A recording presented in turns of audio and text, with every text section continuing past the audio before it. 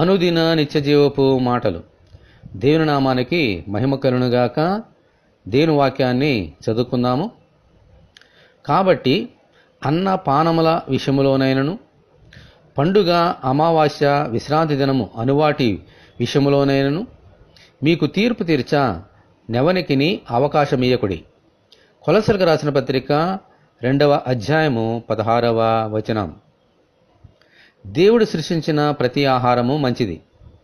దేవుడు మనకు అనుగ్రహించిన అనుదిన ఆహారము కొరకు ఆయనకు స్తోత్రము చెల్లించి పుచ్చుకుని నీడల ఆ ఆహారము పవిత్రముగా మార్చబడుతుంది. ఆమెన్. అయితే దేవుని మాటను బట్టి గాక ఈ లోక సంబంధమైన మూల పాఠములను బట్టి కొన్ని ఆహార పదార్థములు ముట్టవద్దు, రుచి చూడవద్దు, తినవద్దు అను వాటికి మనము లోబడకుండా జాగ్రత్త పడాలి. దేవుడు సృష్టించిన ప్రతిరోజు మంచిదే. దేవుని నోటి మాటను బట్టి అవి సృష్టింపబడ్డాయి. అదే మాట చేత పవిత్రపరచబడతాయి. ఆమెన్. ఈ లోక సంబంధమైన మూల పాఠములకు లోబడి ఒకరోజు మంచిది, మరొక రోజు మంచిది కాదు అనే వ్యర్థమైన మాటలకు లోబడకుండా జాగ్రత్త పడాలి. లేకపోతే దేవుని తీర్పులోనికి రావాల్సి వస్తుంది సుమా.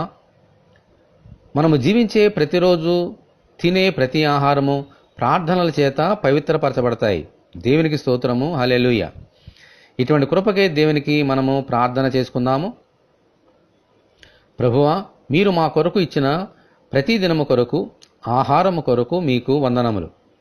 మేము భోజనము చేసినను, పానము చేసినను, ఏమి చేసినను మీ మహిమ కొరకు చేయనట్లు అనుగ్రహించమని, ఈ వాక్యం వింటున్న నీ బిడ్డలందరినీ అలాగున దీవించమని ప్రభువైన యేసుక్రీస్తు ద్వారా ప్రార్థన చేయుచున్నాము తండ్రి.